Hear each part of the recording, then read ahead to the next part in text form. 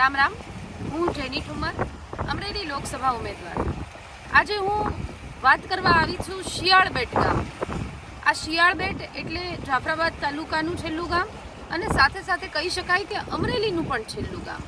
આ ગામની એક તરફ આટલી મોટી પોર્ટ અને કંપનીઝ છે, છતાં પણ આ ગામના યુવાનોને મુલાકાત લીધી મેં, ખૂબ બધા પ્રશ્નોની ચર્ચાઓ કરી. ત્યારે આ ગામના યુવાનોને રોજગારી માટે બહાર જવું પડે છે, સ્થળાંતર કરવું પડે છે. આખું ને આખું ગામ ખાલી છે, તાળા લાગેલા છે, કારણ કે અહીંયા કોઈ જ રોજગારીની તક નથી.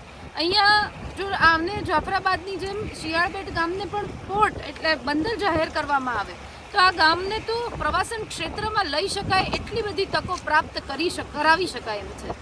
આટલા વર્ષો પછી પણ આ ગામમાં 2021 પછી વીજળીનો પ્રશ્ન છે. અહીંયા ફ્રીજ નથી ચાલતું, અહીંયા એસી પણ નથી ચાલતું, ટીવીના પણ ફાંફા છે. ફક્ત એક નાની એવી લેમ્પ બલ્બ ચાલી રહ્યો છે. ખૂબ મુશ્કેલી ભર્યા દિવસો આ ગામ, આખો એ શિયાળબેટ ગામ કે જે 12,000 કરતાં પણ વધારે વસ્તી ધરાવે છે.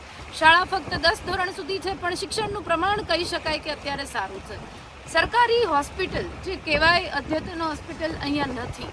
અહીંયા ફક્ત એક આરોગ્ય કેન્દ્ર છે જેમાં ડૉક્ટરોને પણ કોઈ ઠેકાણા નથી, જેનાથી પ્રેગ્નન્ટ મહિલાઓને જો ઇમરજન્સીમાં બહાર જવું પડે તો તમે જુઓ કે આખો દરિયો પાર કરીને છેક રાજુલા સુધી જવું પડે છે. ત્યારે આ ગામની પરિસ્થિતિ કેટલી મુશ્કેલી ભરી કહી શકાય. હું ખાતરી આપવા માટે આવી છું કે દરિયાકાંઠાના જે પ્રશ્નો છે, ખૂબ બધા સંઘર્ષ કરી રહ્યા છે દરિયાકાંઠાના લોકો, માછીમારો. ત્યારે જેની ઠુમર ચૂંટાઈને આવશે, સંસદ સભ્ય બનીને આવશે તો આપના માટે ઊભી રહેશે. જે અમે પરિસ્થિતિ કીધી, જે સમસ્યા કીધી એની માટે અવાજ ઉઠાવશે અને કંઈક ગામ માટે સારું કરીને બંદરનું બિરુદ અપાવશે એવી ખાતરી આપું છું.